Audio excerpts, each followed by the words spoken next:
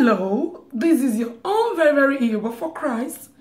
Here I am again to encourage somebody, to encourage a queen, a diva, someone that God has called blessed, someone that God has prepared a great destiny for, someone that is going through hell and hot water and you think it's all over.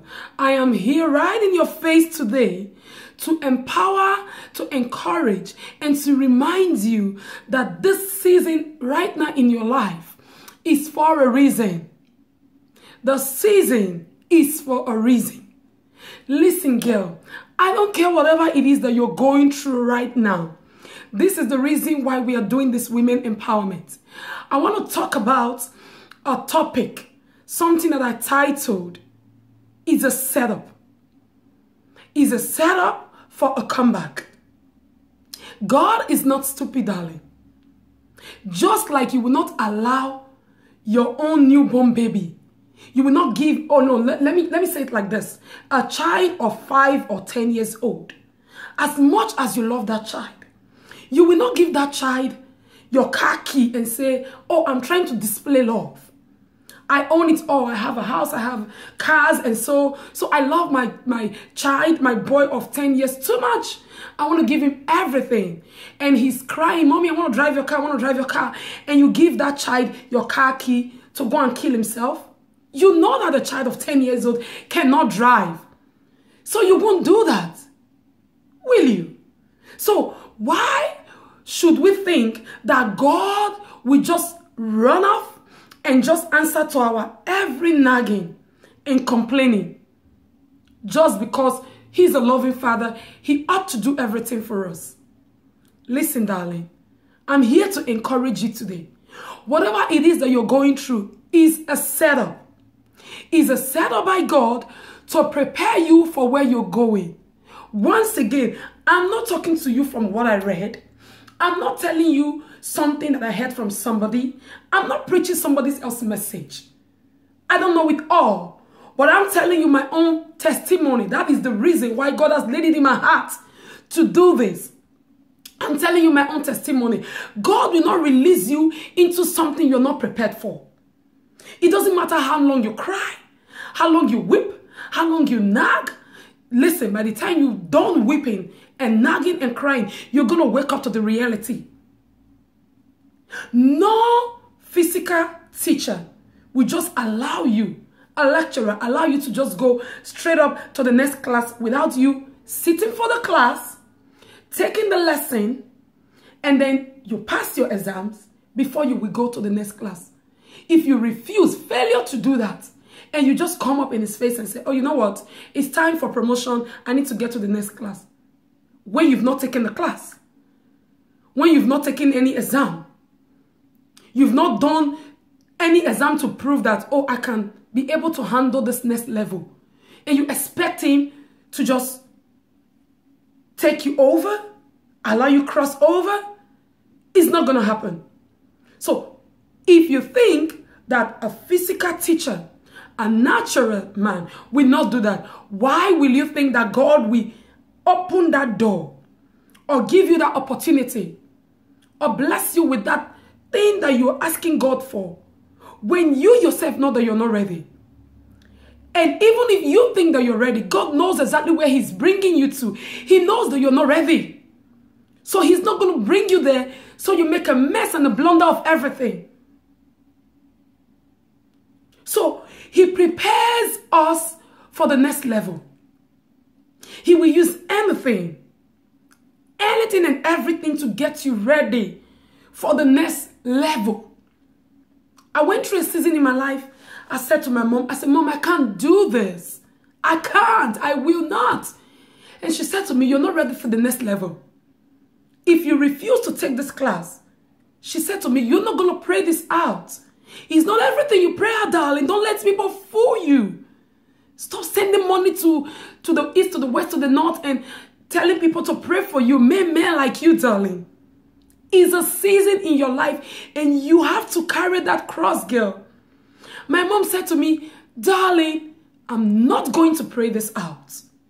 This is a class, and you have to sit down and take this exam. Follow properly and take this exam so that you will pass this exam. Then God will elevate you to the next level. I was nagging. I said, Mom, I'm not going to do this, blah, blah, blah, blah. She said, girl, you're not ready to move forward. After battling for more than almost 2 years, I said, God, I resign. Now I'm willing to take the class. Have you ever questioned yourself why something happened over and over again? It will happen with a friend. You will say, I don't like this friend, I'm going to quit. This friend is always a... You will move to another one. It will happen again.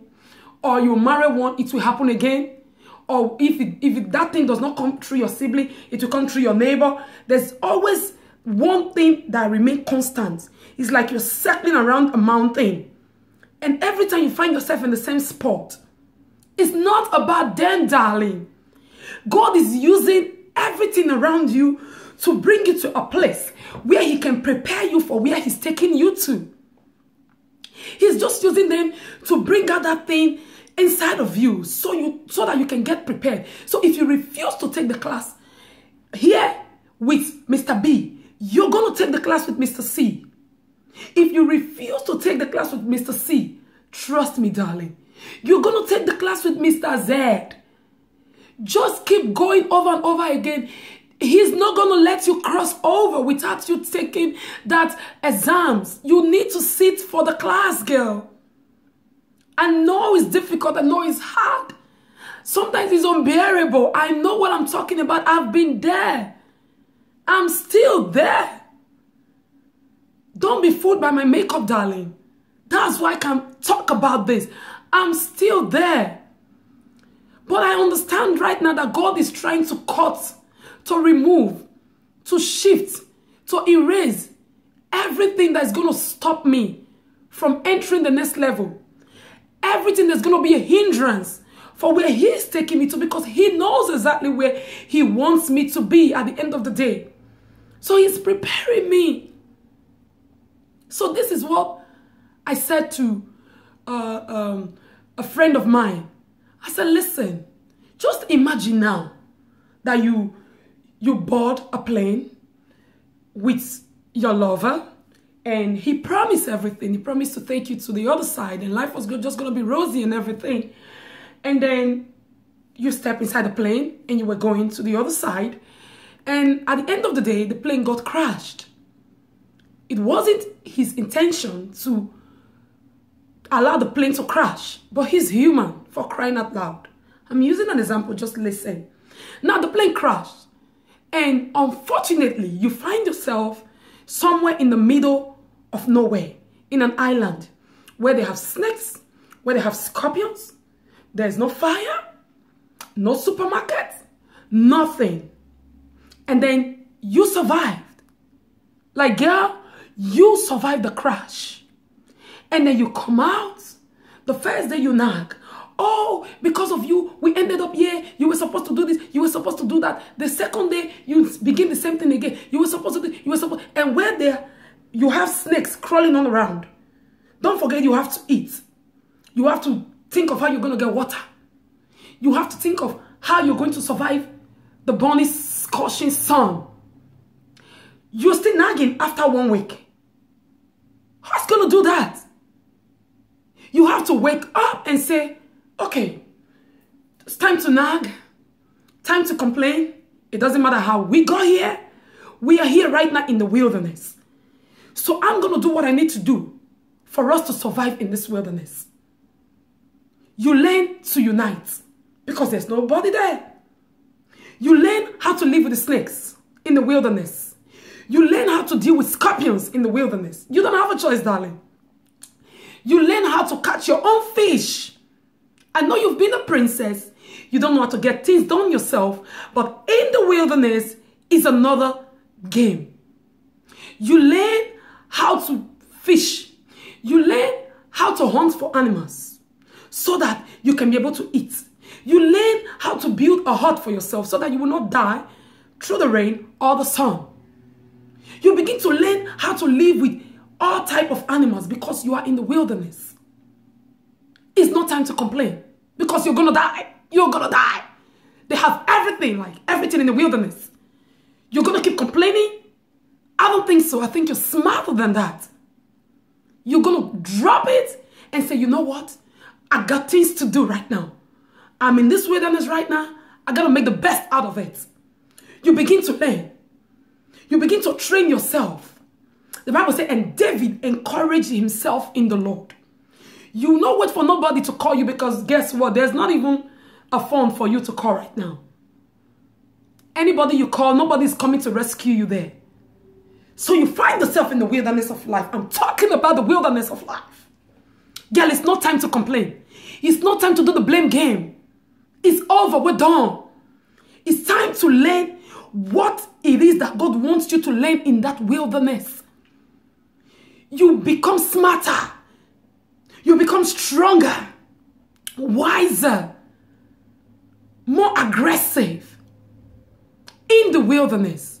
Not until you find yourself in the wilderness, darling, you won't learn. Because everything has been prepared for you like a princess. But when God brings you into that wilderness and you find yourself, it's you and God, you begin to really make the best out of it and begin to fight. Even if you have to cry. You fight because you need to. Right now, I'm surrounded by snakes, scorpions, lions, tigers. Everybody's dragging you here and there. I'm talking about life, darling. It's a battle. It's not a fun fair, I always say. It's a warfare. You learn how to deal with the different type of animals, different type of characters. In your wilderness, you will have to shine your eyes. Because we are not operating right now in the mainland. It's another ball game. You begin to learn these things, darling. So I'm encouraging you today. Whatever it is that you're going through, God is not out to kill you. It's a setup. If you refuse to learn, it will keep happening over and over again until you finally will sit down and say, God, I want to take this class because I need to go to the next level. It's not about them, I'm telling you, darling. So quit the blame game. I know he did, she did, whatever. We're done talking about how it happened. We need to survive in this wilderness so that we can be prepared. Again, when we come back to the mainland, we can be prepared. I see it like this. I preached this somewhere last year in Nigeria, somewhere. I said, anytime you find yourself in the wilderness of life, anytime challenges comes, God is giving you an opportunity, darling, to shop. It's like he gives you an empty bag and say, go in. He will throw you inside the shopping mall. You see it like a wilderness, but it's an opportunity for you to shop. He will give you a bag because he knows at the end of the day, he wants you to go and prepare a goosey soup. He will give you a bag, say you got to shop. What are you going to need for your goosey soup? I'm going to need that. I'm going to need that. I'm going to need that. You begin to shop. There's no time to talk, darling, because the shops are going to close very soon. Don't go there and start talking to everybody in the shopping mall about, I need to go and prepare a goosey, oh, I don't know how to do this, oh, can somebody help me? Oh, I'm just tired, oh, do I really have to do this a goosey today? No, darling, it's an opportunity for you to shop. You go to the shopping mall and get what you need for that thing that you are about to prepare. So is it with God. He gives you an opportunity to shop. You're going to need peace. You're going to need joy. You're going to need a good character. You're going to need endurance. You're going to need self-control. Patience. Patience, darling. You're going to need to learn how to talk. You're going to need to learn how to carry yourself. He teaches you all this in your wilderness. So if you refuse to sit down and take the class, girl, how are we going to go to the next level? I'm saying, darling, it's enough of the blame game. Quit, girl. There's no time anymore. Take up your bag and run into the shopping mall. Anytime you find yourself in a mess, there is something in that mess.